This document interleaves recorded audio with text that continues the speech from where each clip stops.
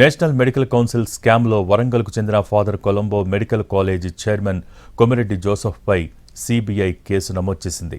Medical కాలేజీల తనిఖీ కోసం పెద్ద మొత్తంలో డబ్బులు తీసుకున్నట్టు జోసెఫ్పై ఆరోపణలున్నాయి. మెడికల్ కాలేజీలలో తనిఖీలు చేసి అనుకూలంగా నివేదికలు ఇచ్చేందుకు లంచాలు తీసుకున్న నేషనల్ మెడికల్ కౌన్సిల్ స్కామ్లో మొత్తం 36 మందిపై కేసులు నమోదు చేసింది సిబిఐ. ఇందులో ఆంధ్రప్రదేశ్, తెలంగాణకు చెందిన డాక్టర్ల పాత్ర ఉన్నట్టు నిర్ధారించింది.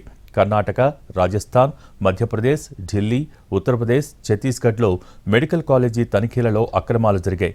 ఛత్తీస్గఢ్కు చెందిన శ్రీ రావత్పూర్ సర్కార్ మెడికల్ కాలేజ్ డాక్టర్లు బ్రోకర్లుగా ఉన్నట్టు దర్యాప్తు బృందం గుర్తించింది.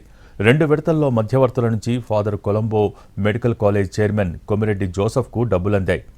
Visakha Gayatri medical college director నుంచి 50 లక్షలు వసూలు చేస్తే డాక్టర్ కృష్ణకిషోర్ ద్వారా ఢిల్లీకి హవాలా మార్గంలో మనీ తరలించారు. హైదరాబాద్కు చెందిన డాక్టర్ అంకం రాంబాబు, విశాఖకు చెందిన డాక్టర్ కృష్ణకిషోర్ను మధ్యవర్తులుగా గుర్తించింది. వీరిద్దరూ జోసెఫ్కు 60 లక్షలు అందాయని సిబిఐ గుర్తించింది.